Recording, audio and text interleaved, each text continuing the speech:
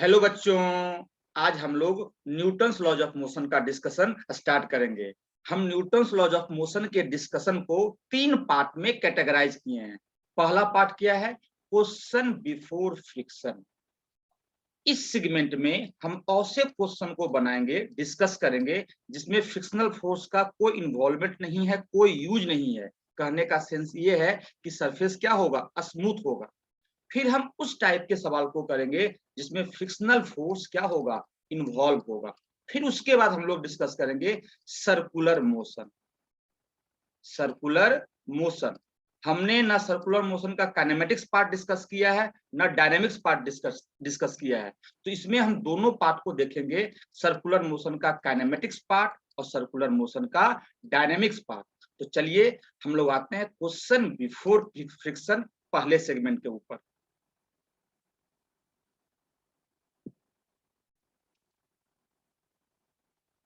तो पहला क्वेश्चन क्या है? The force acting on a particle of mass m is indicated by the force time graph as shown. The change in momentum of the particle over the interval from 0 to 8 second is। एक force time graph दिया हुआ है। क्या दिया हुआ है? Force time graph. और आपको निकालना है इस फोर्स टाइम ग्राफ को देखते हुए कि मोमेंटम में चेंज क्या आया होगा 0 से लेकर के 8 सेकेंड के बीच में। आपको पता है कि force equal to rate of change of momentum, rate of change of momentum. What you can write? Dp, dp equal to f dt। दोनों तरफ इंटीग्रेट कर ले तो ये हो गया p final minus P initial. It mean change in momentum equal to integration of force with respect to time. अगर force को टाइम के रिस्पेक्ट में इंटीग्रेट किया जाए तो मोमेंटम में चेंज आएगा। और ये क्या होता है? ये होता है area under f t graph. ये आपको याद भी होगा। अब सोचो, area under f t graph दिया हुआ है। अगर एफ टी ग्राफ दिया हुआ है तो इसके अंडर का एरिया निकाल सकते हैं। तो क्या किया जाए? सबसे पहले ये वाला एरिया, फिर उसके बाद ये वाला एरिया, और फिर उसके बाद ये वाला एरिया। ऊपर वाले एरिया को प्लस प्लस और नीचे वाले एरिया को माइनस, है कि नहीं? तो बताओ ये वाला एरिया क्या होगा? तो हो जाएगा हाफ। बेस कितना है? 2 और हाइट है 6। फिर इसको माइनस करेंगे तो माइनस हाइट है 3 और ये कितना है? 4 माइनस 2 2। फिर प्लस हाइट है 3 और ये क्या है? 8 माइनस 4 4। तो 4 इंटू 3 तो क्या हो गया? 6 माइनस 6 प्लस 12। तो आ गया अपने पास 12। कौन सा आंसर? सी। कुछ नहीं करना था। हम लोग जानते थे कि चेंज इन मोमेंटम का मतलब होता है एफ को टाइम के रिस्पेक्ट में इंटीग्रेट कर दो। अब इसका मतलब हमें पता है, इसका मतलब है area under f t graph. अगर ये दिया हुआ है y d x, area under y x graph, y x curve. ये क्या? Area under f t curve. तो एफ टी ग्राफ दिया हुआ है, उसका एरिया निकाल लिए। हम ये जानते हैं कि ऊपर वाले एरिया को प्लस लेते हैं और नीचे वाले क्या लेते हैं? माइनस लेते हैं। तो देखो ये भी एक ट्रायंगल है, एक रेक्टेंगल है और एक रेक्टेंगल ये है। इस दोनों को जोड़ दिए और क्या किए? इसको माइनस कर दिए। किसको माइनस कर दिए? इसको माइनस कर दिए। अपने पास आंसर आ गया। इट मीन्स इस सवाल को हम विद इन 1 मिनट सॉल्व कर सकते हैं। आते हैं दूसरे क्वेश्चन पे।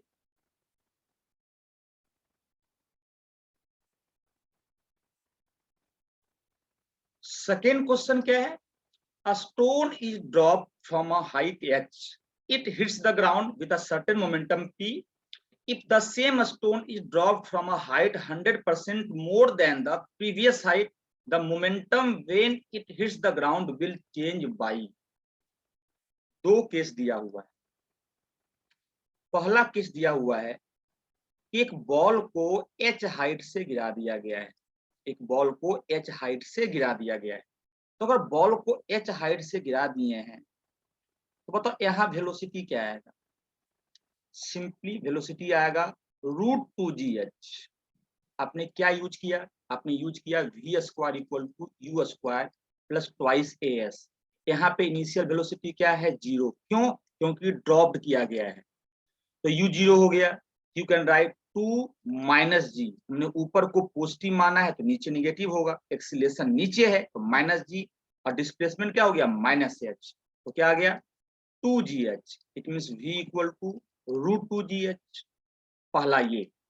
तो बताओ इनिशियल मोमेंटम क्या हो गया, इनिशियल मोमेंटम जो हो गया वो हो गया m इंटू रूट 2gh, और इसको हम मान लेते हैं p।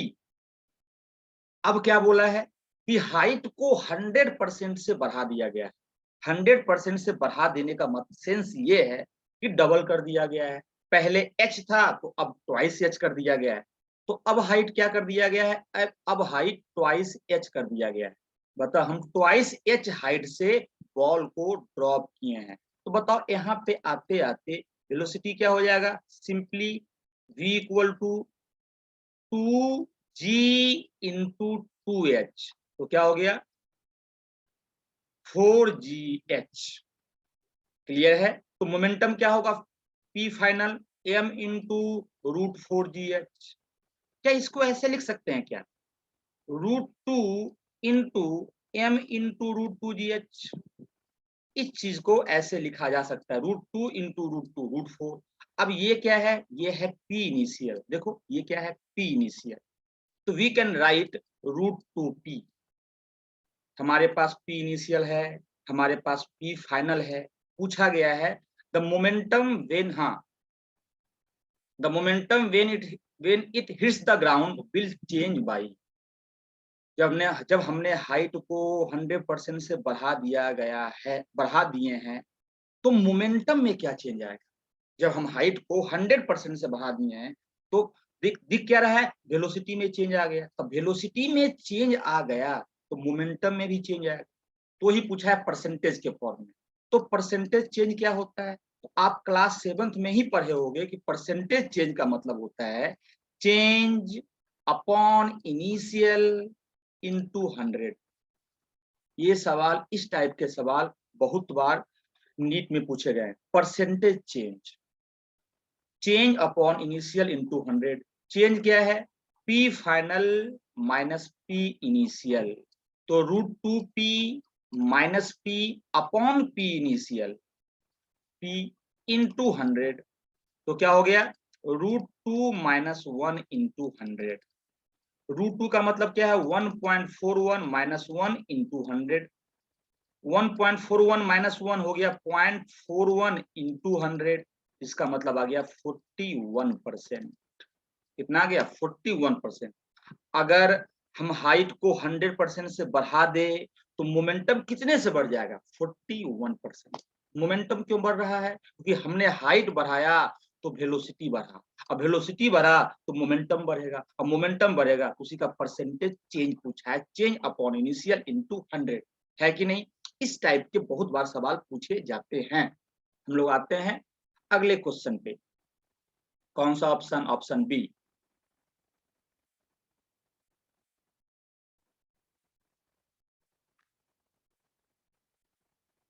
इस क्वेश्चन में क्या है, a body under the action of force 6i cap minus 8j cap 10k cap acquires an acceleration of 1 metre per second square, the mass of this body must be. Logical सा बात है भाई, force लगाओगे तो acceleration आएगा according to Newton second law. अब देखो यहाँ पे एक्सीलरेशन का मैग्नीट्यूड दिया हुआ है, अरे क्लियर है, क्या दिया हुआ है, एक्सीलरेशन का मैग्नीट्यूड दिया हुआ है। तो सोचो हम लिखेंगे कि mass equal to magnitude of force upon magnitude of acceleration. ऐसा मत लिख देना कि mass equal to force upon acceleration, force upon magnitude of acceleration. Sir force by mass कर देंगे, mass equal to force by mass कर देंगे, तो फोर्स ले लिए वेक्टर फॉर्म में और ले लिए एक्सीलरेशन का मैग्नीट्यूड, क्योंकि ये एक्सीलरेशन का मैग्नीट्यूड दिया हुआ है, और लिख दिए 6i cap minus 8j cap plus 10k cap by 1। Acceleration 1 दिया हुआ है, और फिर लिखे 6i cap minus 8j cap plus 10k cap. अब फिर ले लिए इसका ये under root 6 square plus minus 8 square और प्लस 10 स्क्वायर। सर यही मास होगा? बाबला हो गया क्या? ये घनघोर पाप है। अरे मास स्केलर टर्म है, वेक्टर फॉर्म में कैसे लिख सकते हो? तो ये टोटली गलत सोच है। ये क्या है? गलत सोच है। लोग सोचते हैं ऐसे, sir force by mass, force vector form में और एक्सीलरेशन का मैग्नीट्यूड। ऐसे लिख ही नहीं सकते हो, ये वेक्टर क्वांटिटी हो गया, लेकिन मास स्केलर है। तो क्या लिखे? फोर्स का मैग्नीट्यूड अपॉन एक्सीलरेशन का मैग्नीट्यूड। फोर्स का मैग्नीट्यूड क्या होगा? Under root 6 square plus 8 square plus 10 square. अब 8 का स्क्वायर लिखो या माइनस 8 का स्क्वायर लिखो, बात तो बराबर है। अपॉन एक्सीलरेशन 1, तो क्या हो गया? 36 प्लस 64 प्लस 100, तो 100 प्लस 100 200, ये हो गया 10√2। कौन सा आंसर? आंसर हो गया सी, है कि नहीं? अब एक बात है, यहां से भी 10√2 आ रहा है, यहां से भी 10√2 आ रहा है, लेकिन ये सोच गलत है। यहां से भी क्या आ रहा है? 10√2 ही आ रहा है, लेकिन ये सोच पूरा का पूरा क्या है? गलत है। आप ऐसा नहीं कर सकते हैं। और नहीं आप ऐसा लिख सकते हैं, फोर्स बाई एक्सीलरेशन, दो वेक्टर का डिवीजन क्या है? ये अनडिफाइंड है, मैथमेटिकली अनडिफाइंड है। दो वेक्टर को हम डिवाइड नहीं कर सकते। यहां से भी वही आंसर आ रहा है, यहां से भी वही आंसर आ रहा है, लेकिन ये सोच ही गलत है कि नहीं? ये कभी करना मत ऐसे, ये मैथमेटिकली ही नहीं कर सकते हैं, तो सिंपली हम लोग कैसे करेंगे? ऐसे करेंगे, है कि नहीं? हम लोग बढ़ते हैं नेक्स्ट क्वेश्चन पे।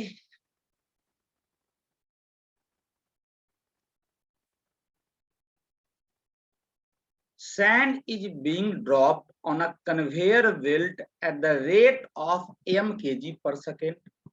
The force necessary to keep the belt moving with a constant velocity v meter per second will be। सवाल को समझे। एक कन्वेयर बेल्ट है, सोचो, भूल जाओ क्या कन्वेयर होता है, मान लो एक बेल्ट है, ये बेल्ट है, सपोज दैट। अब ये बेल्ट जा रहा है v मीटर पर सेकेंड से, जो कांस्टेंट है। मान लो एक व्हील यहाँ पे है और एक व्हील यहाँ पे है, और बेल्ट इसमें घूम रहा है।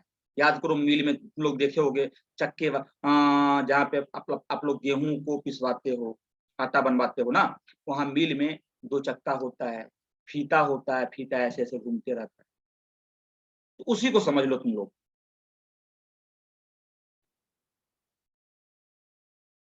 अब हम क्या कर रहे हैं, ये चल रहा है कांस्टेंट वेलोसिटी से, तो हमने क्या किया कि इसके ऊपर गिराया सैंड।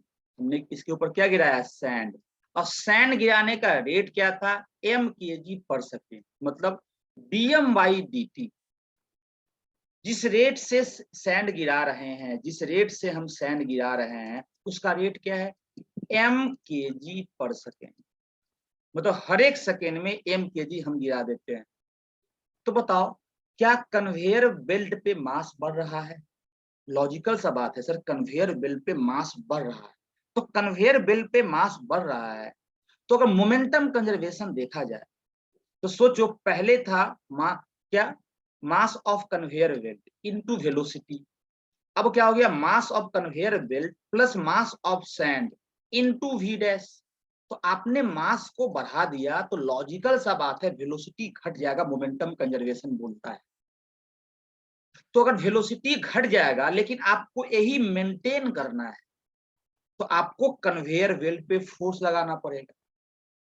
अगर सैंड ऐड करने से वेलोसिटी घट रहा है, किसका? कन्वेयर बेल्ट का, लेकिन आपको यही वेलोसिटी मेंटेन करना है, तो आपको फोर्स लगाना पड़ेगा। वही पूछा है कि अगर ये वेलोसिटी मेंटेन करना है तो कितना फोर्स लगाना पड़ेगा, है कि नहीं? तो ये सवाल है वेरिएबल मास सिस्टम का। इस कन्वेयर बेल्ट का मास चेंज कर रहा है, क्योंकि इसमें सैंड को हम ऐड कर रहे हैं। जब भी वेरिएबल मास सिस्टम की बातें आती है, तो एक थ्रस्ट फोर्स लगता है। क्लियर? क्या लगता है? Thrust force. तो एफ थ्रस्ट इक्वल टू, आपको याद होना चाहिए, v रिलेटिव dm/dt। ये हो गया मैग्नीट्यूड ऑफ थ्रस्ट फोर्स। ये क्या हो गया? Magnitude, magnitude of thrust force. जब भी हमसे वेक्टर क्वांटिटी का बात करता है, हम मैग्नीट्यूड अलग से देखते हैं, डायरेक्शन अलग से देखते हैं। हम सिंपली अगर ये निगेटिव ही आ रहा होगा तो हम ले लेंगे पॉजिटिव, उसको मॉड में डाल देंगे। हम मैग्नीट्यूड को अलग से देखेंगे, direction.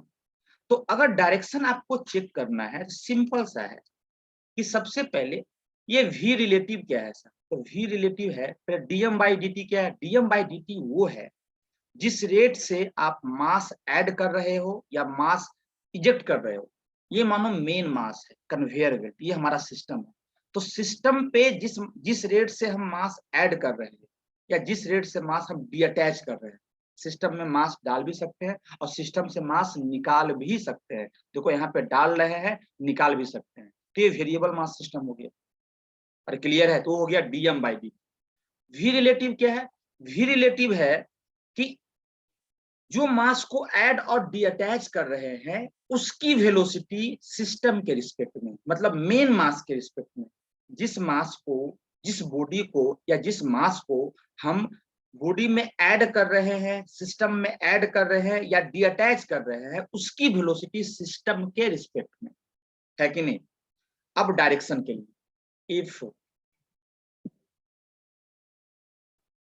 if mass is adding is first, if mass is adding, अगर आपने सिस्टम को मास ऐड किया, then F thrust is along v relative. जो डायरेक्शन वी रिलेटिव का होगा वही डायरेक्शन एफ थ्रस्ट का होगा। Second, if mass is removing, अगर आप मेन मास से मास को रिमूव कर रहे हो, सिस्टम से मास को रिमूव कर रहे हो, then F thrust is opposite to v relative, opposite to v relative. Clear है? मैग्नीट्यूड ये है, what is dm by dt, जिस रेट से मास को ऐड करते हैं या डीअटैच करते हैं। वी रिलेटिव क्या है? जो मास को हम ऐड और डीअटैच कर रहे हैं उसकी वेलोसिटी मेन मास के रिस्पेक्ट में, सिस्टम के रिस्पेक्ट में। ये तो थ्योरी हो गया। अब हम आते हैं पार्टिकुलर सवाल पे। तो पार्टिकुलर सवाल को सॉल्व किया जाए सिंपली तो क्या होगा? पार्टिकुलर सवाल, पार्टिकुलर सवाल। अब देखो मास ऐड कर रहे हैं, मास ऐड कर रहे हैं, थ्रस्ट फोर्स होगा। What you can right thrust force this. तो पहले निकालो वी रिलेटिव। सोचो ये इधर जा रहा है, तो अगर इस पे बैठ करके इसको देखा जाए तो व्हाट इज वी रिलेटिव? इसका वेलोसिटी माइनस इसका वेलोसिटी। तो ये तो वर्टिकली ऐड कर रहा है ना, ये ऊपर डायरेक्शन में। हमें देखना है इसके अलोंग, इसके अलोंग देखना है, इसके अलोंग, है कि नहीं? तो लिखोगे इसके अलोंग, इस सैन का वेलोसिटी है 0 और इसका है v, तो माइनस, तो ये हो गया माइनस v। इसका हो गया 0, इसका हो गया v, तो क्या आ गया? माइनस। क्लियर है? तो बताओ अगर v रिलेटिव, सोचो मास ऐड कर रहे हैं, तो सोचो अगर इधर पॉजिटिव मान लिए, बताओ v रिलेटिव इधर आया है, तो v रिलेटिव इधर आया है, तो अगर मास ऐड कर रहे हैं थ्रस्ट फोर्स इधर लगेगा।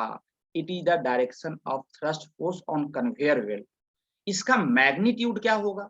इसका जो मैग्नीट्यूड होगा simply v relative, simply minus v, what is dm by dt, that is equal to m, तो हो गया vm। तो आंसर आपका हो गया mb न्यूटन। इसका मतलब अगर थ्रस्ट फोर्स इधर लगा है तो इसका स्पीड घटेगा। तो अगर स्पीड मेंटेन करना है तो आपको इतना ही फोर्स इस डायरेक्शन में लगाना पड़ेगा, m इंटू वी के बराबर। जो थ्रस्ट फोर्स लग रहा है उतना ही फोर्स अगर इसी डायरेक्शन में लगा दोगे तो वेलोसिटी भी क्या रहेगा? मेंटेन रहेगा। ये सवाल बस 30 सेकेंड का था, आपको पूरे कॉन्सेप्ट को समझाने के लिए हम इतना टाइम लिए कि थ्रस्ट फोर्स क्या होता है। जब भी सिस्टम का मास वेरी करेगा वहां पे थ्रस्ट फोर्स आ सकता है कि नहीं? मैग्नीट्यूड क्या होता है? ये होता है। और डायरेक्शन क्या होता है? ये होता है। डायरेक्शन के लिए वी रिलेटिव पे कॉन्सेंट्रेट करोगे। क्लियर है? अगर वी रिलेटिव अगर मास को ऐड कर रहे हैं तो फोर्स वी रिलेटिव के अलॉन्ग, और मास को डीअटैच कर रहे हैं तो वी रिलेटिव के अपोजिट। अभी क्या था, देखो मास इधर से ऐड कर रहे हैं तो इसको वर्टिकली गिरा रहे हैं, हम देखेंगे इस डायरेक्शन के अलॉन्ग, तो इस डायरेक्शन में इसका वेलोसिटी क्या है, जीरो है। तो इसका वेलोसिटी जीरो है तो ये जीरो लिखे, और इसका क्या लिखे, v, तो माइनस, है कि नहीं। अगर हम इधर पॉजिटिव माने हैं, डायरेक्शन इधर आ गया, तो डायरेक्शन इधर आ गया, इट मींस थ्रस्ट फोर्स जो लगेगा वो इधर लगेगा। इट मींस आपको इतना ही फोर्स लगाना पड़ेगा इस डायरेक्शन में बेल्ट के ऊपर for maintaining constant velocity v, है कि नहीं। अब इस टाइप के बहुत सारे सवाल नीट में पूछे जाते हैं, इसीलिए पूरे कॉन्सेप्ट को डिस्कस किया गया है। हम लोग बढ़ते हैं अगले क्वेश्चन पे।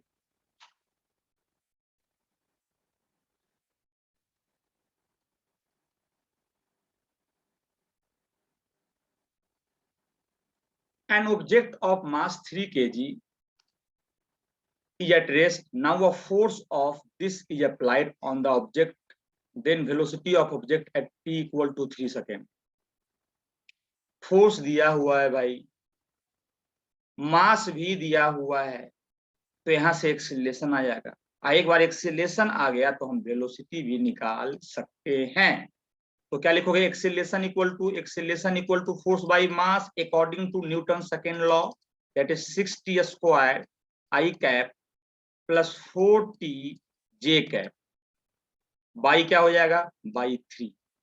यहाँ पे लिखे acceleration equal to simply 2t square I cap plus 4/3t j cap, है कि नहीं। इसके बाद क्या करेंगे हम लोग, निकालना है वेलोसिटी। तो यू विल राइट कि चेंज इन वेलोसिटी, जो वेलोसिटी में चेंज होता है वो क्या होता है। अगर आप एक्सेलरेशन को इंटीग्रेट करेंगे टाइम के रिस्पेक्ट में तो वेलोसिटी में चेंज आता है। अगर आप एक्सेलरेशन को इंटीग्रेट करेंगे टाइम के रिस्पेक्ट में तो क्या आता है, वेलोसिटी में चेंज आता है। बोला इनिशियली एट रेस्ट, तो ये हो गया zero. What we can write, final velocity. अब सोचो, लिखोगे यहाँ पे सिंपली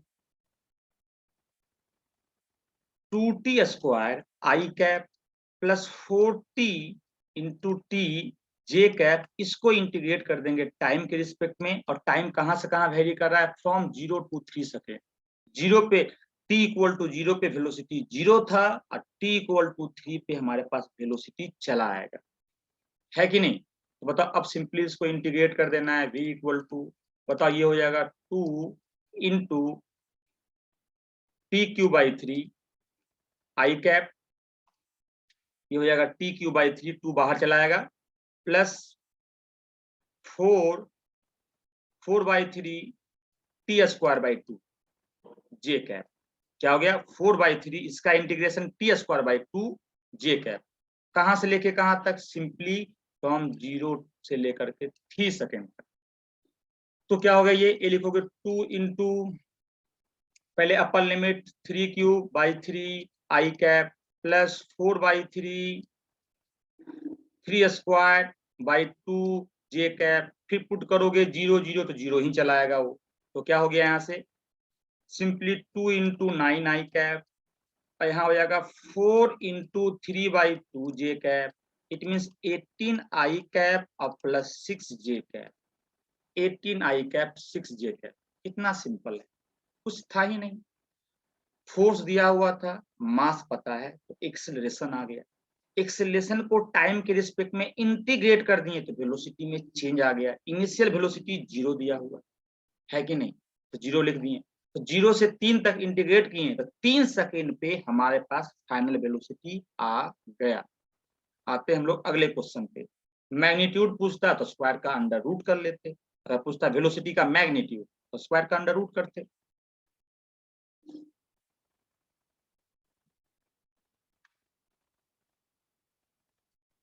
ये क्वेश्चन क्या है, a cricketer catches a ball of mass 150 gram in 0.1 second moving with a speed of 20 meter per second, then he experienced force of, ball है, ball का मास दिया है 150 ग्राम, इसका मतलब 0.15 kg, टाइम दिया हुआ है 0.1 सेकेंड, इनिशियल वेलोसिटी दिया हुआ है 20 मीटर पर सेकेंड। आप खुद सोचो कि कोई क्रिकेटर के पास जब बॉल आता है, जब वो कैच करता है तुरंत पकड़ नहीं लेता है, उसको ऐसे करता है। एक कैचिंग टाइम होता है और वही कैचिंग टाइम दिया हुआ है 0.1 सेकेंड।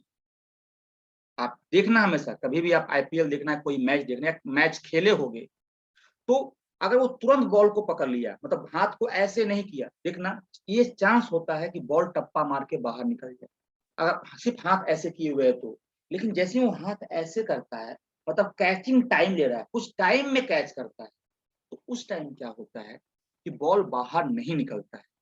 अरे क्लियर है क्या?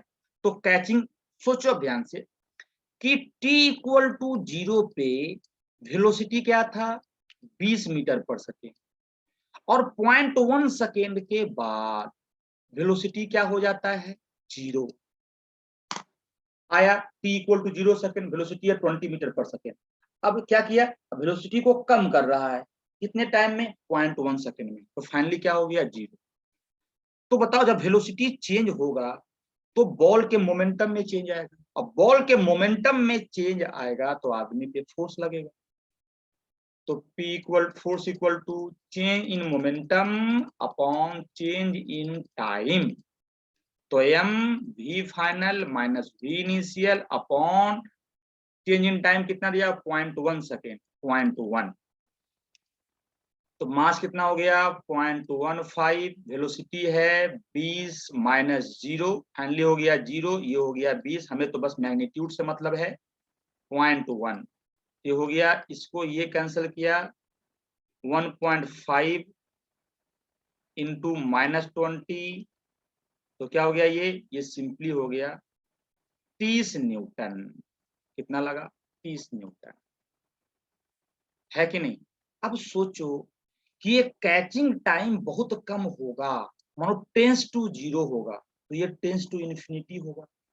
ये जितना कैचिंग टाइम कम होगा उतना ज्यादा फोर्स होगा, और जितना ज्यादा फोर्स होगा उतना ज्यादा हमें चोट लगेगा और कैच करना टफ होगा। इसलिए हम हाथ को थोड़ा पीछे करते हैं। हाथ को अगर हम पीछे किए तो वेलोसिटी को 0 करने में हमने कुछ टाइम ले लिया, और हाथ को ऐसे ही करके रह गया तो वेलोसिटी एट द इंस्टेंट 0 हो गया। एट द इंस्टेंट 0 हो गया तो डेल्टा टी जो आया, ये डेल्टा टी टेंस टू 0 आया, तो फोर्स ज्यादा हुआ, तो इंपल्सिव फोर्स लगा मेरे हाथ के ऊपर, इंपल्सिव फोर्स लगा तो बॉल बाहर, टप्पा मारा बाहर, है कि नहीं? इसलिए बॉल को कैचिंग करने में थोड़ा टाइम लेते हैं, मतलब उसके वेलोसिटी को 0 करने में कुछ टाइम लेते हैं, और उसके लिए हमें हाथ को ऐसे करना पड़ता है कि नहीं? हम लोग अब आगे बढ़ते हैं क्वेश्चन, नेक्स्ट क्वेश्चन पे।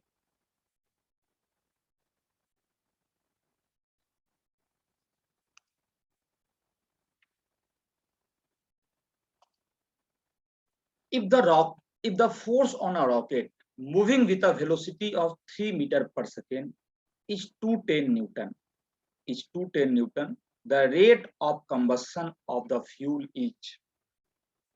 मानो कि एक रॉकेट जा रहा है, सपोज दैट ये मान लो रॉकेट है,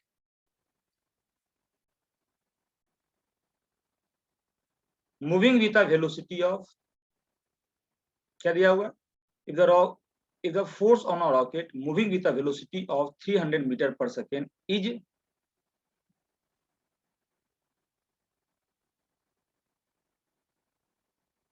इतना लग रहा है 210 न्यूटन।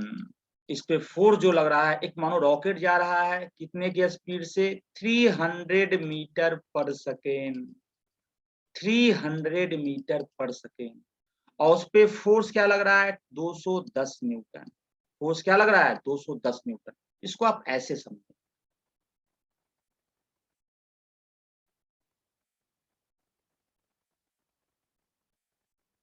मान लो ये रॉकेट है, सपोज दैट।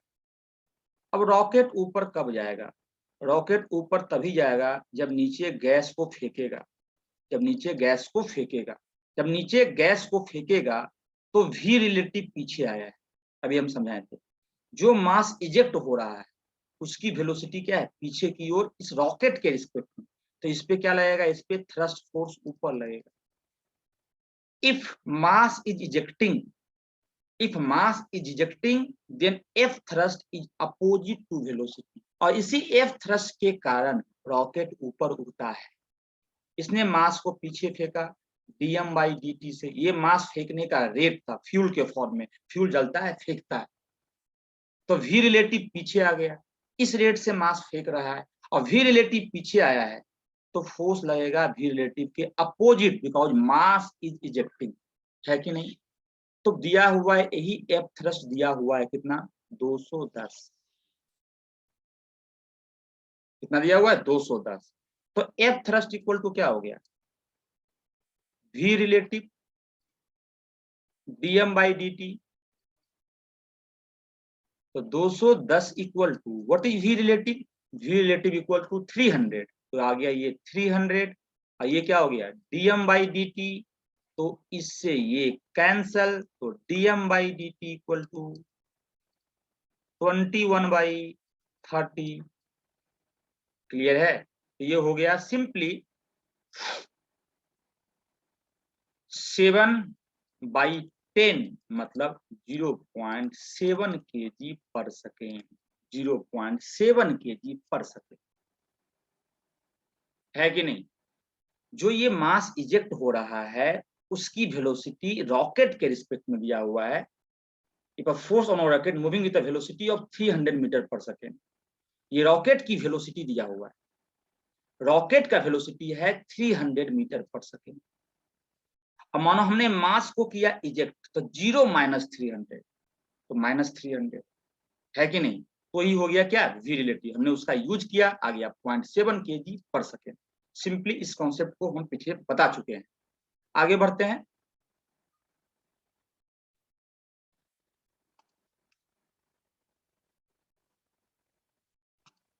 इस क्वेश्चन में क्या है, a bullet is fired from a gun,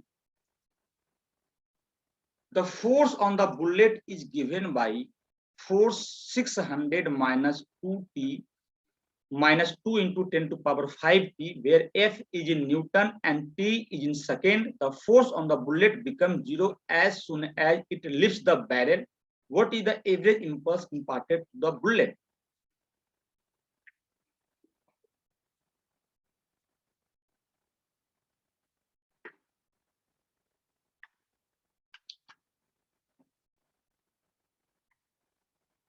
अगर ये गन है तो ये बैरल होगा। अब बुलेट को बैरल से निकलने में कुछ ना कुछ तो टाइम लग जाएगा, बुलेट को बैरल से निकलने में कुछ ना कुछ तो टाइम लगेगा। जब तक वो बैरल में है, यही है बैरल, अब बुलेट को बैरल से निकलने में कुछ ना कुछ क्या लगेगा, टाइम लगेगा। तो देखो ध्यान से, जब बुलेट यहां से निकल रहा था, बुलेट यहां से निकल रहा था, तो इस दौरान फोर्स लग रहा है, और वो फोर्स टाइम का फंक्शन दिया हुआ है। क्या दिया हुआ है, F इक्वल टू 600 - 2 × 10⁵। बुलेट हमने यहाँ से गन चलाया, बुलेट यहाँ से निकला, तो बुलेट जब यहाँ से यहाँ जा रहा था तो इस पे ये फोर्स लग रहा है, ये फोर्स टाइम का फंक्शन है। देखो समय 0 था, अगर मान लो ये t इक्वल टू 0 है और t इक्वल टू ये t0 है, तो t इक्वल टू t0 के बाद कोई फोर्स नहीं लगेगा, लेकिन t इक्वल टू 0 से लेकर t इक्वल टू t0 तक, जब तक वो बैरल में था तब तक फोर्स लग रहा है, और वो फोर्स का फंक्शन दिया हुआ है कि नहीं। तो सोचो पहले आप t0 टाइम निकाल लो, और t0 टाइम निकाल लोगे तभी इस फोर्स को इंटीग्रेट करके इंपल्स आएगा, क्योंकि we know that impulse equal to, आप इंपल्स से क्या समझते हो, आप इंपल्स से समझते हो फोर्स को इंटीग्रेट करेंगे तभी इंपल्स आएगा, and this is equal to change in momentum, and this is equal to change in momentum. लेकिन बुलेट के वेलोसिटी, बुलेट का वेलोसिटी दिया ही नहीं हुआ है, तो इस वाले कॉन्सेप्ट से तुम इंपल्स निकाल ही नहीं सकते हो। Impulse equal to this and this equal to change in momentum, तो अगर बुलेट का वेलोसिटी दिया रहता तो मोमेंटम को चेंज करके हम इंपल्स निकाल लेते, लेकिन ये सब दिया ही नहीं हुआ है, तो इस कॉन्सेप्ट को यूज नहीं करेंगे, हम इस कॉन्सेप्ट को यूज करेंगे। तो फोर्स को टाइम के रिस्पेक्ट में इंटीग्रेट करेंगे, तो फोर्स तो लग रहा है सर यहां से लेकर के यहां तक, तो हम जो इंटीग्रेट करेंगे फ्रॉम 0 टू t0, तो पहले t0 तो निकालो, तो इसको 0 पुट कर दोगे, तो आपको मालूम चल जाएगा किस टाइम पे फोर्स 0 हो गया है कि नहीं। तो सिंपली लिखोगे कि 2 into 10⁵ equal to 600, it means t equal to 300 by 10⁵, it means आ गया ये 3 इंटू 10⁻³ 100 इंटू 10⁻³ 100 से 100 ये कैंसिल हो जाएगा, तो 3 इंटू 10⁻³ यही आया है t0। अब हम क्या करेंगे, सिंपली इंपल्स के लिए हम फोर्स को इंटीग्रेट कर लेंगे, किसको, 600 माइनस 2 इंटू 10⁵ t को टाइम के रिस्पेक्ट में इंटीग्रेट करेंगे, तभी इंपल्स आएगा। और फ्रॉम 0 to 3 इंटू 10⁻³ तो बताओ क्या हो गया इंटीग्रेशन, इसका हो जाएगा 600t और इसका हो जाएगा t²/2, तो 2 से 2 कैंसिल, तो -10⁵ t²। और टाइम को पुट कर देंगे 0 से लेके 3 इंटू 10⁻³ अब टाइम को पुट करना, आंसर आपके हाथ में, पहले टाइम को यहाँ पुट करना और फिर टाइम को यहाँ पुट कर लेना। लोअर लिमिट तो 0 ही है सर, सिंपल सवाल है कि नहीं। हम लोग बढ़ते हैं नेक्स्ट क्वेश्चन पे।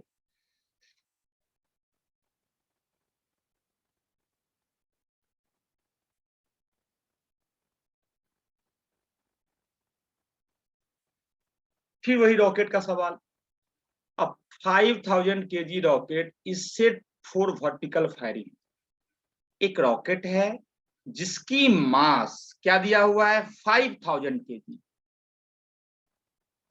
ये वर्टिकल फायरिंग के लिए सेट है, उड़ान के लिए सेट किया गया है। हम अब उड़ान भरने वाला है नासा से। और रॉकेट का वेट कितना है, मास कितना है, 5000 kg। जो बोला है exhaust speed is 800 metre per second. जो एग्जॉस्ट स्पीड दिया हुआ है, एग्जॉस्ट स्पीड दिया हुआ मतलब v रिलेटिव, वो कितना दिया हुआ, 800 मीटर पर सेकेंड। क्योंकि इनिशियली इसका वेलोसिटी 0 है कि नहीं। तो जो इसका वेलोसिटी होगा वही होगा v relative. What is v relative, जो मास इजेक्ट कर रहा है उसका वेलोसिटी मेन मास के रिस्पेक्ट में। मेन मास तो मेरा रॉकेट है, तो रॉकेट का इनिशियल वेलोसिटी 0 है और इजेक्ट किए इस वेलोसिटी से, तो v रिलेटिव इक्वल टू क्या हो गया, 800 माइनस 0, इट मींस 800। अब सोचो v रिलेटिव है इस ओर, तो आपका F थ्रस्ट लगेगा इस ओर, है कि नहीं। कितना क्या लगेगा, v रिलेटिव dm/dt। अच्छा ये हो गया।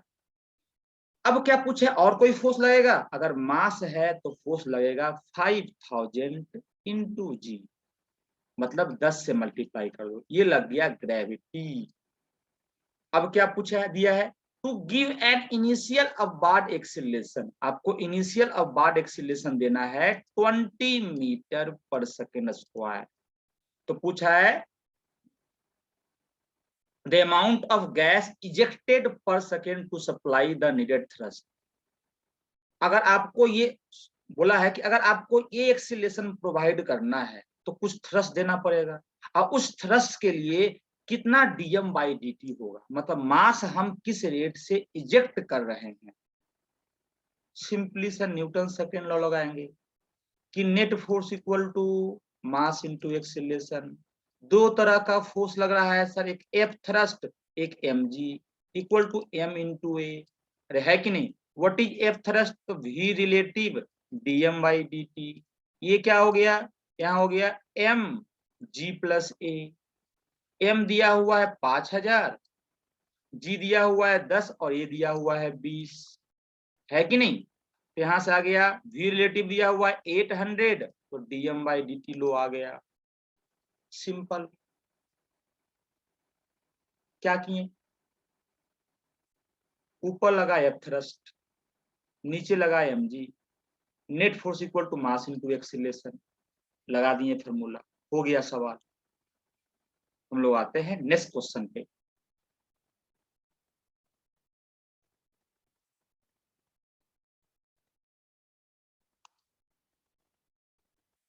A force of 6 Newton acts on a body at rest and mass of 1 kg। एक बॉडी रेस्ट में है जिसका मास 1 kg है, आपने इस पे लगा दिया 6 newton. During this time the body attains a velocity of 330 metre per second. Body कितना अटेन कर लिया, कुछ टाइम के लिए फोर्स लगा होगा, तो बॉडी जो अटेन कर लिया वो 30 मीटर पर सेकेंड अटेन कर लिया। तो पूछा कि बताओ कितने टाइम तक फोर्स लगाया गया, पूछा कितने टाइम तक फोर्स लगाया गया। आपने कुछ टाइम तक फोर्स लगा दिया होगा, तो बॉडी कुछ वेलोसिटी अटेन कर लेगा। अटेन कर लिया 30 मीटर पर सेकेंड। बोला कितने टाइम तक आप फोर्स लगाए थे, तो ये हो गया v, u हो गया 0। बताओ क्या आ गया, acceleration, acceleration equal to force by mass 6 metre per second square. कौन सा लगाओगे formula, simply v equal to u plus a t, v equal to u plus a t. तो क्या हो गया, simply v equal to 30, u equal to 0, acceleration equal to t, time निकालना है तो 60 equal to 30, it means t equal to 5 second, है कि नहीं। कितना आ गया, 5 सेकेंड। इसी चीज को बच्चा एक अलग तरीके से सोच सकता है, मेथड सेकेंड, कि चेंज इन मोमेंटम का मतलब होता है फोर्स का इंटीग्रेशन। अब फोर्स है कांस्टेंट, तो सिंपली F इंटू टी, और ये लिख देगा m v माइनस यू। मास दिया हुआ है 6, सॉरी मास दिया है 1 kg, v निकालना है, u दिया हुआ है 0, फोर्स दिया हुआ है कितना 6 न्यूटन, और टाइम निकालना है, तो कितना आ गया, v दिया है ना 30, सॉरी v दिया है 30, तो हो गया 30 equal to 6 into t, t equal to 5 second. जो मन में स्ट्राइक कर जाए वो लगा देना। एक change in momentum equal to force का इंटीग्रेशन टाइम के रिस्पेक्ट में, simply F into t, force constant है, या आपको इच्छा ये करे तो ये लगा देना, जो स्ट्राइक कर जाए, दोनों से आंसर आएगा। आगे बढ़ते हैं।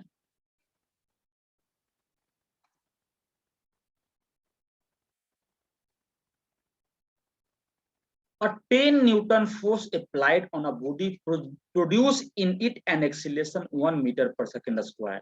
The mass of the body. ये क्या घटिया सवाल पूछा है, पूछा ही बहुत पहले है भाई। अरे भाई साहब, force equal to mass into acceleration, तो सोचो फोर्स क्या होगा, फोर्स कितना दिया हुआ है 10, मास क्या है, मास तो अपने को निकालना है, एक्सिलेशन है 1, और मास कितना आ गया 10 kg। क्या घटिया सवाल, अब इस टाइप के सवाल नहीं आएंगे, ये बहुत पहले पूछा है। आगे बढ़ते हैं।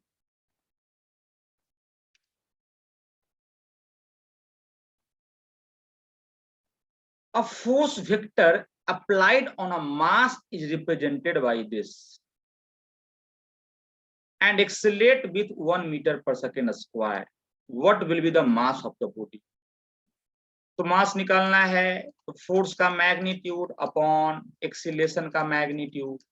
बताओ क्या हो जाएगा यहाँ पे, simply 6 square plus minus 8 square plus 10 square, ऐसा सवाल हम लोग कर चुके हैं आज।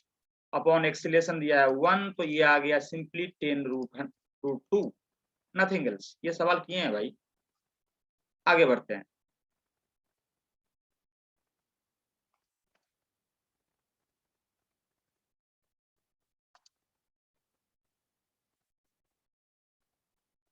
फिर रॉकेट का सवाल।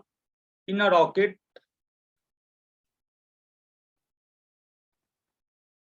fuel burns at the rate of 1 kg per second. This fuel is ejected from the rocket with the velocity of this, मतलब ये दिया हुआ है v relative, this is jet of force on the rocket equal to, simply भाई F thrust equal to, अगर fuel निकलेगा तो ऊपर F thrust लगेगा, v relative dm by dt, v relative दिया हुआ है 60 किलोमीटर पर सेकेंड, तो ये क्या हो गया 60,000 इंटू 1, कौन सा आंसर, ये। खत्म, आपने किलोमीटर को मीटर पर सेकंड में चेंज कर दिए, SI यूनिट। आगे बढ़ते हैं।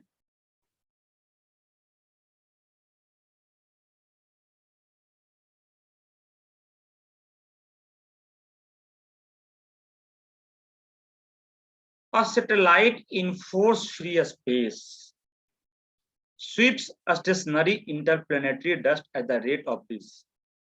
स्पेस में एक सैटेलाइट चल रहा है, स्पेस में एक क्या है, सैटेलाइट।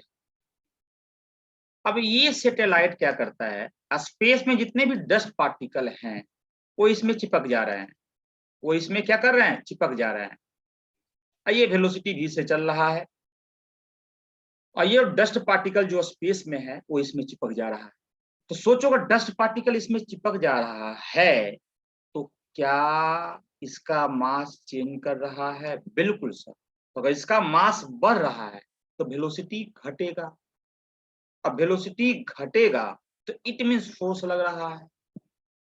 सोचो कि अगर डस्ट पार्टिकल इसमें चिपक जा रहे हैं, अगर ये स्पेस में चल रहा है तो स्पेस में डस्ट पार्टिकल है, तो डस्ट पार्टिकल अगर सैटेलाइट में चिपक जा रहा है तो सैटेलाइट का मास बढ़ रहा है, और सैटेलाइट का मास बढ़ रहा है तो मोमेंटम कंजर्वेशन बोलता है कि पूरे सिस्टम को, अगर पूरे को सिस्टम मान ले सैटेलाइट प्लस डस्ट पार्टिकल, तो मोमेंटम कंजर्वेशन बोलता है कि एक्सटर्नल फोर्स है 0, तो मास बढ़ रहा है सिस्टम का तो वेलोसिटी कमना चाहिए। अब वेलोसिटी कम रहा है इट मींस कोई ना कोई फोर्स है, उस फोर्स का नाम है थ्रस्ट फोर्स,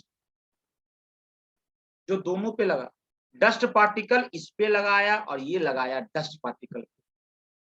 अरे क्लियर है, डस्ट पार्टिकल चिपका उसी के कारण तो थ्रस्ट फोर्स लगा। तो डस्ट पार्टिकल लगाया सैटेलाइट पे तो सैटेलाइट भी लगाया डस्ट पार्टिकल पे। अब दोनों क्या है, पेयर में एग्जिस्ट करता है, एक्शन रिएक्शन पेयर है। किसी एक को निकाल लो, दोनों सेम ही है भाई। तो निकालते हैं सैटेलाइट पे थ्रस्ट फोर्स, क्या हो जाएगा, v relative dm by dt। What is v relative, simply क्या हो जाएगा, ये अटैच किया, ये रेस्ट में था, मान के चलो ये रेस्ट में है, ये सब रेस्ट में है। देखो ध्यान से, आप आगे बढ़े, जैसे ही ये सैटेलाइट है, सामने डस्ट पार्टिकल रेस्ट में है, आप आगे बढ़े तो इसमें चिपक लिया ना, तो आप आगे बढ़े तो इसकी वेलोसिटी आपके रिस्पेक्ट में क्या है, पीछे की ओर। अगर आप आगे बढ़ रहे हो वेलोसिटी v से, व्हाट इज v रिलेटिव, तो डस्ट पार्टिकल का जो v रिलेटिव आएगा वो डस्ट पार्टिकल का स्पीड माइनस स्पेसशिप मतलब सैटेलाइट का स्पीड, तो 0 माइनस माइनस v, तो क्या हो गया, माइनस v, 0 माइनस v।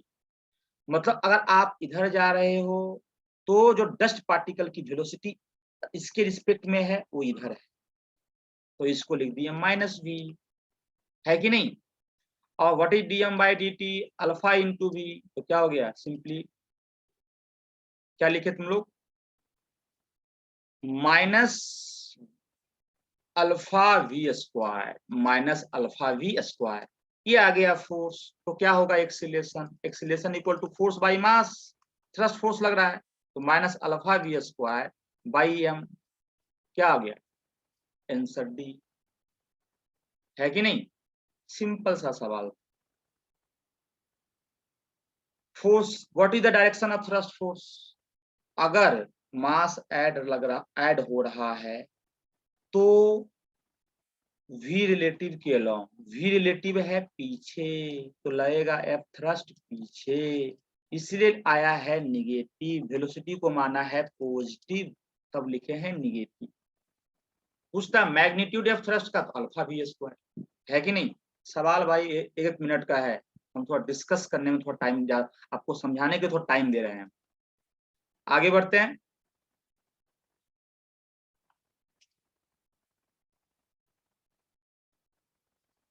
ये क्वेश्चन क्या है, a particle of mass m is moving with a uniform velocity v1, it is given an impulse such that its velocity becomes v2। Logical सा बात है कि कोई पार्टिकल चल रहा है v1 से, तो पार्टिकल चल रहा है v1 से, आपने इसको इम्पल्स दिया। इम्पल्स देने का मतलब क्या होता है, सिंपली झटका, आपने हम पे झटका लगा मतलब इम्पल्स लगा। आप वो भी भूल जाओ, इम्पल्स का मतलब समझो आप एफ डी टी, इसी को इम्पल्स बोलते हैं। इसका मतलब आपने फोर्स को कुछ टाइम के लिए लगाया। अगर एफ डी टी बोलते हो इम्पल्स को, इसके इंटीग्रेशन को, तो आपने फोर्स को एक पार्टिकल पे कुछ टाइम के लिए लगाया तो मोमेंटम में चेंज आएगा।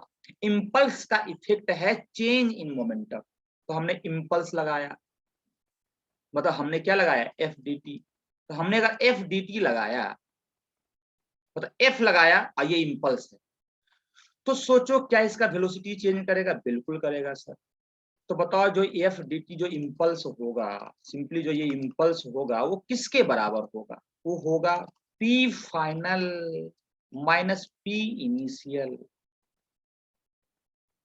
P final minus P initial, तो लिखोगे M we final minus M V initial. तो M we final minus we initial,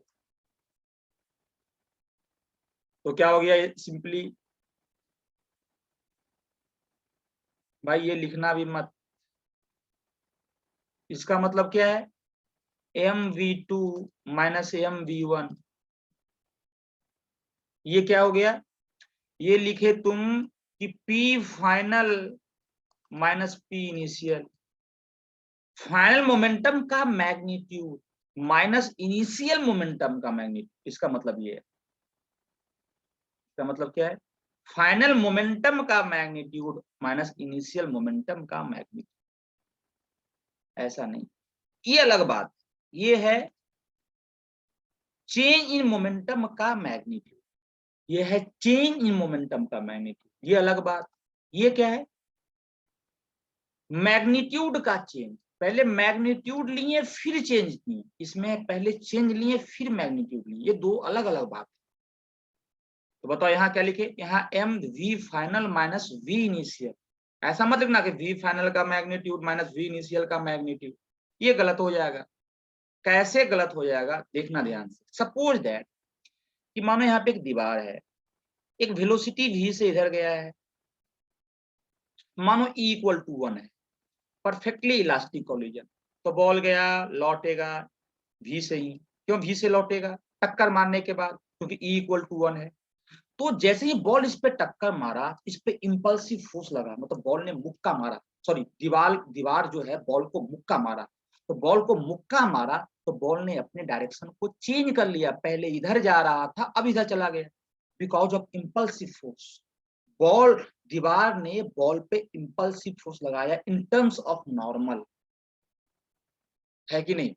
तो सोचो कि अगर यहाँ पे तुम लिखते पी फाइनल का मैग्नीट्यूड माइनस पी इनिशियल का मैग्नीट्यूड, तो बताओ ए भी लिखते एम भी, एम ये माइनस है तो लिखते माइनस एम बी का मैग्नीट्यूड माइनस इसका मैग्नीट्यूड। इधर निगेटिव मान लिए तो निगेटिव लिए, और ये पॉजिटिव है तो भाई ये भी। अब सोचो किसी को मॉड में डाल दो तब वो पॉजिटिव हो जाता है, तो m v minus M v क्या आ गया? 0। तो ये लिखना पाप है, इसका मतलब चेंज मोमेंटम 0 आया है, तो मतलब कोई इंपल्स नहीं लगा है। लेकिन यहाँ इंपल्स लगा है तभी तो डायरेक्शन चेंज हुआ है। मुक्का मारो आप दीवार पे, इंपल्स लगता है कि नहीं? यहाँ इंपल्स लगा है, तो ये नहीं, आप लिखिएगा इंपल्स इक्वल टू, ये इंपल्स है change in momentum, not magnitude of change in momentum. अब इसका मैग्नीट्यूड आप निकालोगे तो इस पूरे का मैग्नीट्यूड करोगे, इसका मैग्नीट्यूड नहीं कर दोगे, है कि नहीं? तो अपना आंसर कौन सा? डी। आगे बढ़ते हैं।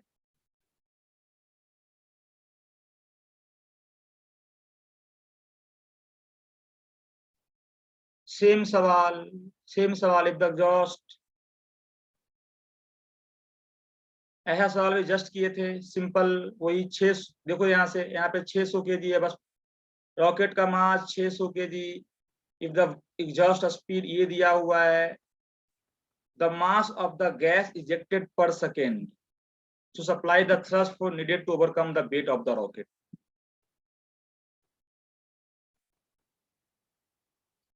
अगर रॉकेट के वेट को, यहाँ बस एक्सीलरेशन नहीं दिया हुआ है, अगर रॉकेट के वेट को ओवरकम करना है, वेट तो नीचे लग रहा है, कितना लग रहा है? m इंटू जी। तो अगर इसके वेट को ओवरकम करना है तो ऊपर लगेगा थ्रस्ट फोर्स। आइए ऊपर थ्रस्ट फोर्स कब लगेगा? जब गैस करेगा exhaust.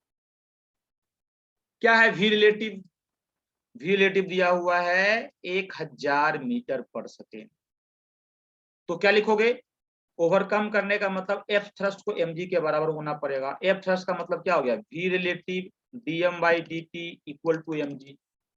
What is v relative, relative दिया हुआ है 1000, dm बाई dt निकालना अपने को है, देखो यहाँ पे लिखा हुआ है mass of gas ejected per second, मतलब dm by dt equal to mass कितना दिया हुआ है, मास दिया हुआ है 600 रॉकेट का इंटू 10, आ गया आंसर खत्म।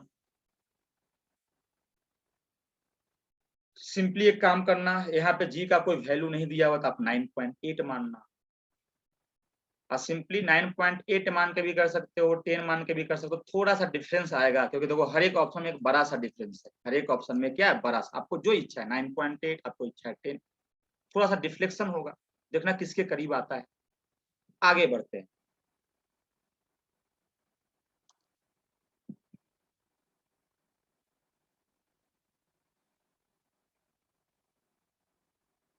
A rigid ball of mass m strikes a rigid ball at angle 60 degree and gets reflected without loss of speed as shown in figure। Loss of speed करने का मतलब यहाँ पे हो गया perfectly elastic collision and the surface is smooth। The value of impulse imparted by the ball on the ball will be।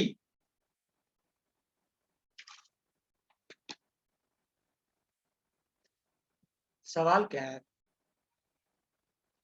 एक ball को हम फेंके 60 डिग्री पे, इस पे टक्कर मारा और लौटा भी 60 पे, तो क्या बॉल क्या डायरेक्शन चेंज हो रहा है क्या?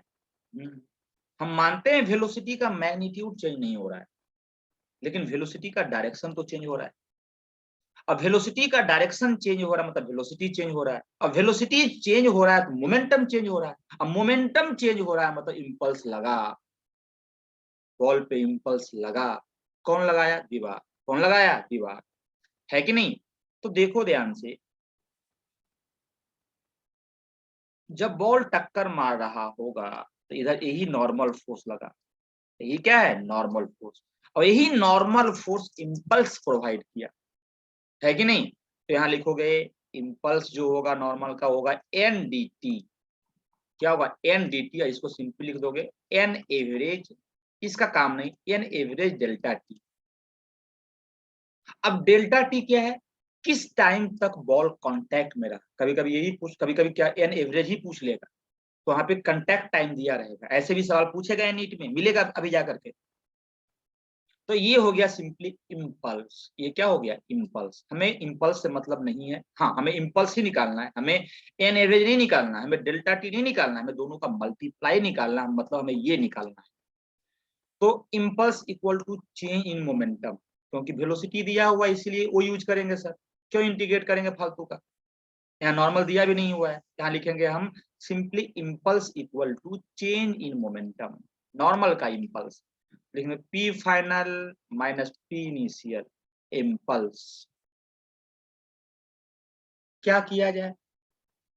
अब देखो बॉल ऐसे आया है और फिर बॉल ऐसे गया है, थोड़ा डायरेक्ट हमको दिख रहा है प्लेन में, तो थोड़ा सा कंपोनेंट ले लेते हैं, दो कंपोनेंट लेते हैं, एक वॉल के परपेंडिकुलर, एक वॉल के अलोंग, क्योंकि अगर नॉर्मल फोर्स परपेंडिकुलर लगा है तो इम्पल्स परपेंडिकुलर लगा है, मतलब इसके अलोंग वाला कंपोनेंट चेंज नहीं हुआ होगा। यहाँ पे दिया भी है भाई ये भी, तो ये भी, उससे मतलब ही नहीं है, तो भाई बताओ ये ले लो कंपोनेंट, ये सिंपली भी था, ये 60 तो ये 60, तो v cos 60 v/2, और ये क्या हो गया? √3 v/2 v sin 60। Similarly here, इधर इधर ये 60 है तो ये भी 60 है, ये हो गया v cos 60 v/2, और ये हो गया √3 v/2। What is v initial? v initial you can write v/2 i cap minus √3 v/2 j cap. What is the v final? v final equal to minus v/2 i cap minus √3 v/2 j cap. देखो y component same रहा है, जिसको हम समझा रहे थे, ये सब इसमें यूज नहीं है, y कंपोनेंट्स या वर्टिकल कंपोनेंट, ये y कंपोनेंट सेम इसलिए है क्योंकि नॉर्मल लगा, नॉर्मल इसके परपेंडिकुलर, इम्पल्स लगा परपेंडिकुलर इस डायरेक्शन, तो अगर इम्पल्स लगा इस डायरेक्शन में तो तो जो कंपोनेंट वेलोसिटी का जो कंपोनेंट इस सरफेस के अलॉन्ग हुआ वो कंपोनेंट चेंज नहीं करेगा। हाँ चेंज कर सकता था अगर सरफेस होता रफ, उतना काम का नहीं। आप मेडिकल के स्टूडेंट हो। सिंपली क्या हो गया ये, what is v final minus we initial, v final minus we initial क्या करोगे, दोनों को माइनस कर दोगे, इससे तो ये कैंसिल ही हो गया। तो minus V by two I cap minus V by two I cap, तो क्या हो गया minus V by two minus V by two मतलब माइनस वी आई कैप। तो बताओ ये आ गया।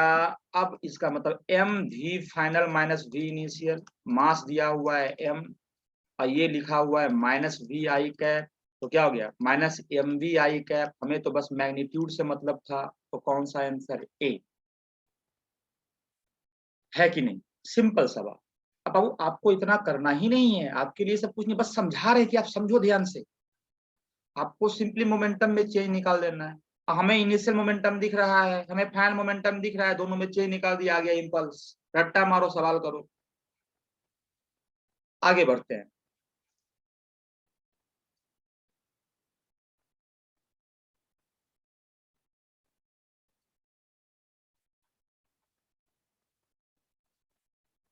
A body of mass m hits a rigid wall with a velocity v and bounces back with the same velocity।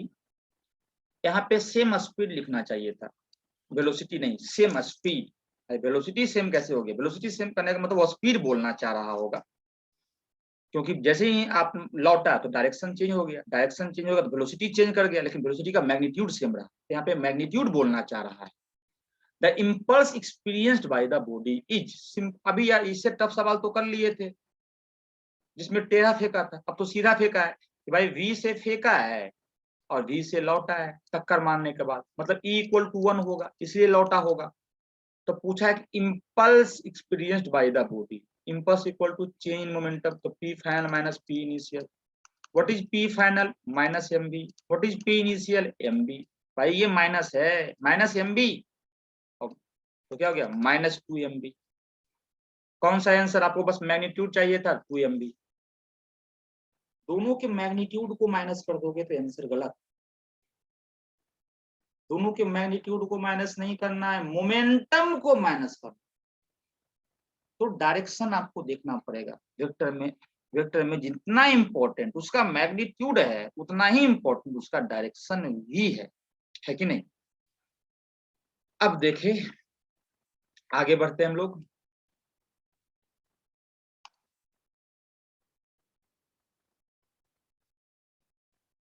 A ball, a 0.5 kg ball moving with a speed of 12 meter per second strikes a hard wall at angle 30 degree with the wall.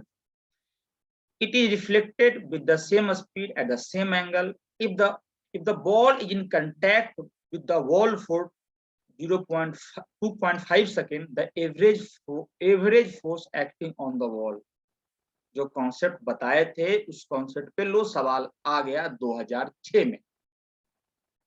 सवाल क्या है, सवाल है एक wall है,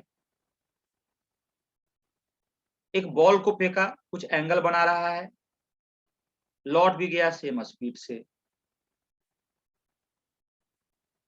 ball था 0.5 kg का, फेंके 12 मीटर पर सेकेंड से, लौटा भी 12 मीटर पर सेकेंड से। अब क्या दिया हुआ है, ये एंगल कितना दिया हुआ है, at an angle of 30 degree with the wall, मतलब ये एंगल 30 डिग्री बना रहा है। देखो strikes a hard wall at an angle of 30 degree, ध्यान से देखना। अगर ये 30 तुम आगे से कर देगा आंसर रॉन्ग हो जाएगा, उसके कॉरस्पॉन्डिंग भी तुम्हें ऑप्शन मिलेगा। तो ये सब ध्यान से चेक करना है, ये सब सिली मिस्टेक्स होते हैं कि एंगल कहाँ से बोला विद द वॉल, तो विद द वॉल नहीं। तो ये 30 तो रिटर्न भी करता है, रिफ्लेक्ट करता है भी सेम एंगल से, तो ये भी 30। अब पहले सोचो, इस पे लगा नॉर्मल फोर्स, उसी के कारण ही मोमेंटम में चेंज आया। तो लिखे N d t equal to impulse of normal force p final minus P initial. भाई डायरेक्शन इंपॉर्टेंस है, इसको लिखे N average into delta t, simply N average into delta t, average force लग रहा होगा, टाइम डेल्टा टी ले लिए हम। ये हो गया p final minus P initial. It means N average equal to p final minus P initial upon delta T.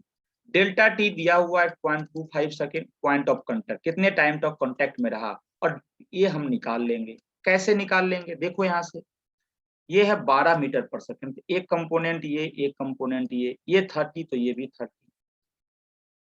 तो ये कंपोनेंट क्या हो गया, ये हो गया v cos 30, ये हो गया, और ये हो गया v sin 30। तो v sin 30 का मतलब क्या हो गया, sin 30 हाफ, तो ये हो गया 6 मीटर पर सेकेंड, और ये हो गया 6√3 at 12 sin 30 half, 12 into half 6, और ये 12 इंटू √3/2 6√3। यहाँ भी दो कंपोनेंट आएगा, एक कंपोनेंट इधर, एक कंपोनेंट इधर। अब सोचो ये एंगल 30 है, भाई ये एंगल क्या है 30, तो cos 30 √3/2 और sin 30 हाफ, तो ये हो गया सिंपली 6√3 और ये हो गया सिंपली 6। अब देखो जैसे ही इसको और इसको माइनस करोगे तो ये कंपोनेंट तो खत्म ना, तो बचा कंपोनेंट ये वाला ना और ये वाला ना। अब सोचो ये निगेटिव और ये पॉजिटिव, तो क्या लिखेगा, m we final minus we initial delta t 0.25। M कितना दिया हुआ है, एम दिया हुआ है 0.5 kg। What is the v final, v final -6, what is v initial 6.25। बताओ ये क्या हो गया, ये हो गया 2 टाइम्स, और हो गया -12 मतलब -24। हमें बस मैग्नीट्यूड चाहिए, खत्म। क्या कहानी क्लियर है। देख लो 2-3 बार ऐसा सवाल पूछा है, कितना इंपॉर्टेंट। इस टाइप के सवाल इंपॉर्टेंट हैं कि वॉल पे फेंक दिया तो क्या इम्पल्स लगा। इम्पल्स क्यों लग रहा है, क्योंकि दीवार मुक्का मारता है, मुक्का मारने के कारण ही वेलोसिटी का डायरेक्शन चेंज कर जाता है कि नहीं। आगे बढ़ते हैं, उस मुक्का को हम बोलते हैं नॉर्मल फोर्स। कौन सा force, normal force.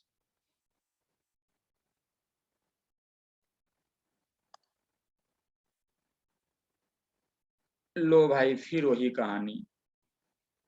A body of mass 3 kg hits a wall at angle of 60 degree, जहां पे 30 था भाई वहां पे 60 कर दिया। मास बस 3 kg, contact time 0.2 second, same to same previous सवाल।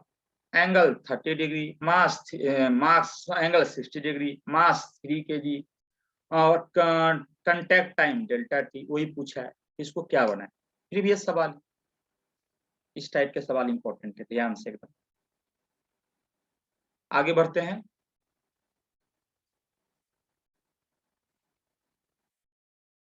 ये क्वेश्चन क्या है, a particle moving with velocity v is acted by 3 force shown by the vector triangle pqr, the velocity of the particle will।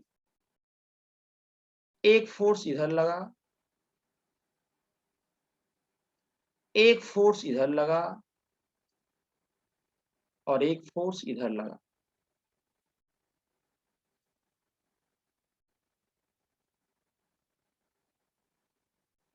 अब देखो यहां पे आपको लग रहा है कि ये बना लिया close polygon in the same sense. ये है closed polygon in the same sense, मतलब रिजल्टेंट जीरो, और रिजल्टेंट जीरो तो एफ नेट जीरो, तीनों फोर्स का समेशन जीरो। अगर ये F1 है और ये F2 है और ये F3 है तो तीनों का रिजल्टेंट जीरो, और रिजल्टेंट जीरो तो एक्सीलरेशन जीरो, और एक्सीलरेशन जीरो तो वेलोसिटी या तो जीरो होगा या तो वेलोसिटी कांस्टेंट होगा, तो रिमेंस कांस्टेंट। सिंपल। अगर एक्सीलरेशन जीरो है तो रेस्ट में है, तो रेस्ट में। अगर वो कांस्टेंट वेलोसिटी से मूव कर रहा है तो रिमेंस से। तो एक ही ऑप्शन मैच कर रहा है, डी। इसको और समझे, अगर आपको और समझना है तो इसको और समझे। आप और कैसे समझ सकते हैं,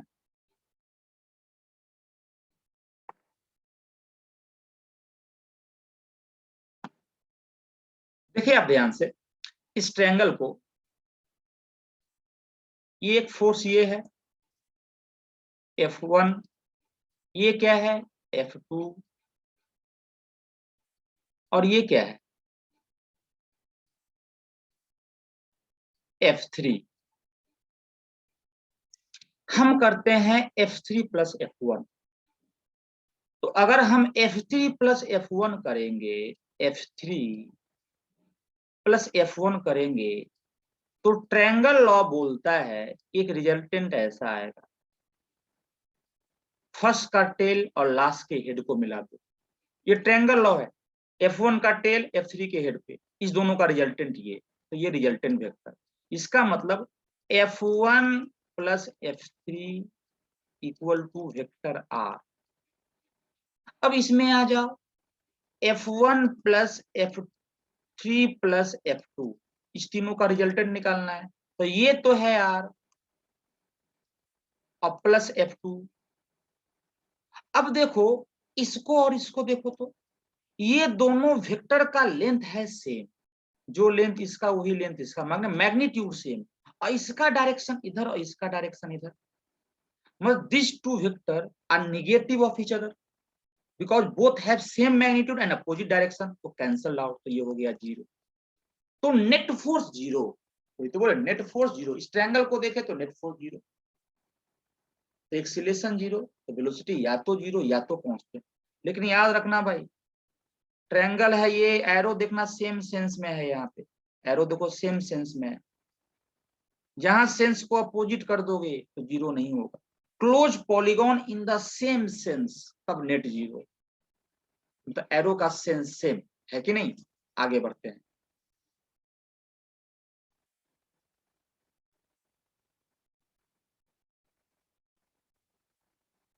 ये आज का लास्ट सवाल है।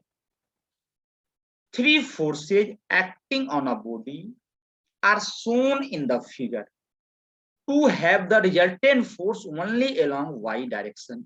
The magnitude of the minimum additional force needed is, बोल रहा है कि तीन, एक पार्टिकल है जिसपे तीन फोर्स लग रहा है। पूछा ये है कि मिनिमम कितना फोर्स ऐड करें कि तीनों का जो रिजल्टेंट है वो वाई डायरेक्शन में आए। आप मिनिमम एडिशनल कितना फोर्स ऐड करो, मिनिमम कितना फोर्स ऐड करे कि जो तीनों का जो रिजल्टेंट है वो किधर आ जाए, वाई डायरेक्शन में। तो देखो ये इधर लग रहा है तो ये इधर लग रहा है, तो 2 न्यूटन इसके उल्टा है, तो इस दोनों का रिजल्टेंट क्या होगा, सिंपली इस दोनों का रिजल्टेंट हो जाएगा इधर 2 न्यूटन। अरे 4 - 2 दोनों का रिजल्टेंट, और ये कितना हो गया, ये है 1 न्यूटन। सिंपल, ये भी 60, ये 30, तो ये 60, और इस तीनों का रिजल्टेंट ये आ गया। अब इस दोनों का रिजल्टेंट जो होना चाहिए, इस दोनों के रिजल्टेंट में मिनिमम कितना ऐड किया जाए, रिजल्टेंट आए वाई के तरफ। क्या किया जाए भाई, देखो ध्यान से, इसका कंपोनेंट इधर लो, ये हो गया 2 cos 60, और इधर आएगा 2 sin 60। सिमिलरली इसके लिए इसका कंपोनेंट 1 sin 60, और ये होगा 1 cos 30। तो अब सोचे ध्यान से, रिजल्टेंट इधर होना है, इसको काट दो, आपने कंपोनेंट ले लिया, रिजल्टेंट इधर होना है, मतलब इस एलोंग नेट फोर्स जीरो होना है। तो ये हो गया 1 cos 60 हाफ, ये हो गया हाफ। तो हमें अगर मिनिमम इस डायरेक्शन में, मिनिमम इस डायरेक्शन में हाफ लगा दे तो ये जीरो हो जाएगा। अरे क्लियर है, अगर आप इस डायरेक्शन में हाफ लगा दोगे इस डायरेक्शन में, तो इसको बैलेंस कर देगा। तो इधर हम क्या लगा देंगे, सिंपली ½ न्यूटन एक्स्ट्रा, तो एक को बैलेंस कर दिया दोनों मिल करके, तो रिजल्टेंट हो गया वाई के तरफ, तो क्या आ गया, हाफ। मैक्सिमम तो आप कुछ भी लगा सकते हो, कि आपने इधर लगा दिया हाफ, एक हाफ तो और लग रहा था, इधर लग रहा था 1 न्यूटन, इधर ये दोनों फोर्स आ गया। आपको इधर अगर रिजल्टेंट इधर रखना है तो इधर आप 5 और लगा दो, 10 और लगा दो, 15 और लगा दो, 20 और लगा दो, मैक्सिमम कुछ भी, लेकिन आपको एक्स के अलोंग हाफ ही लगाना पड़ेगा, ये मिनिमम है, क्योंकि हमें इधर जीरो करना था, तो हमने जैसे ही हाफ लगाया तो इसको बैलेंस कर लिया। अब मैक्सिमम कुछ भी, मैक्सिमम वाई के अलोंग रखना है तो वाई के अलोंग कुछ भी लगा के मैक्सिमम कर सकते हो। हमें मिनिमम से पूछा है तो मिनिमम 0.5 न्यूटन, मतलब अगर x के लॉन्ग इधर 0.5 न्यूटन लगा दें तो ये दोनों मिलकर इधर बैलेंस कर देगा तो रिजल्टेंट ऊपर की ओर हो जाएगा। तो आज का डिस्कशन यहीं तक, फिर हम लोग अगले क्लास में मिलते हैं। क्लियर है? इस सारा का सारा live classes VD Gurukulam channel पे अपलोड किया जाएगा। जुलाई मंथ में हम लोग सिलेबस पूरा कंप्लीट कर देंगे। क्लियर है? आप लोग इसको अच्छे से देखें। आज के लिए इतना ही।